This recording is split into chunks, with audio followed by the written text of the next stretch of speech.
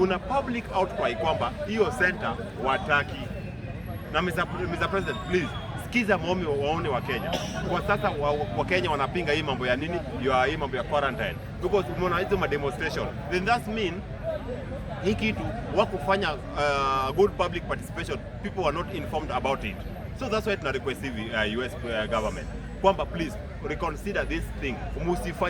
Usifanye wa Kenya wasumbuane na president yao, because president wetu is a symbol of national unity. Lakini sasa ukienda hivyo itabidi wa Kenya wa rebel against their president, which of course you know we are almost in electioneering period kwamba tunaenda kuchagua the president. Lakini vitu kama hizo kama hiyo wana Kenya wanapinga, inaweza fanya president fanya nini? President anakuwa na kazi ngumu kwanza kufanya ni for re-election. So US nataka kufanya sema hivi, if you want to build a quarantine ama mtaka kuweka allocate pesa ya kufanya nini quarantine hapa center hapa kwetu hapa Kenya, fanyeni hivi.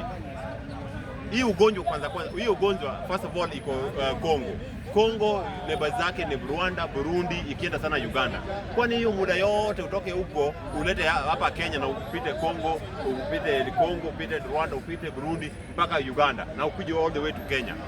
Hata watu watakuwa wamepata hiyo ugonjwa na huko kuja hapa Kenya itakuwa ishawa affect.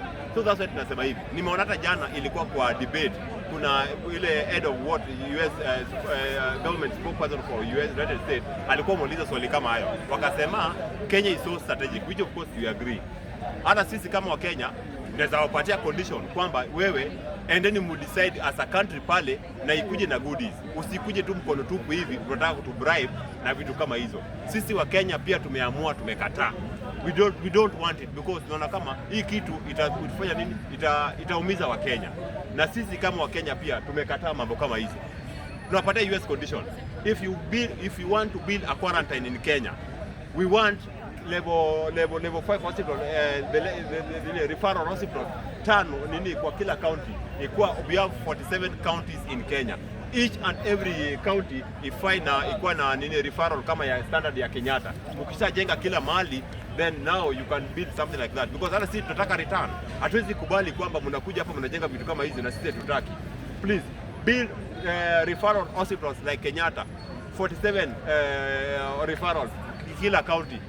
Nairobi kwa na yao ngine kama Kenyatta, Kisumu, Marsabit, Turkana, Mombasa, kila mahali tukuwa na 47 referral hospitals like the standard of Kenyatta. Ndio ubuli hiyo kitu yenu pale. Then that means watu wetu wakikuwa exposed na Ebola, they can go to this hospital na wapate nini? Wapate matibabu halisi. Kitu ya pili pia US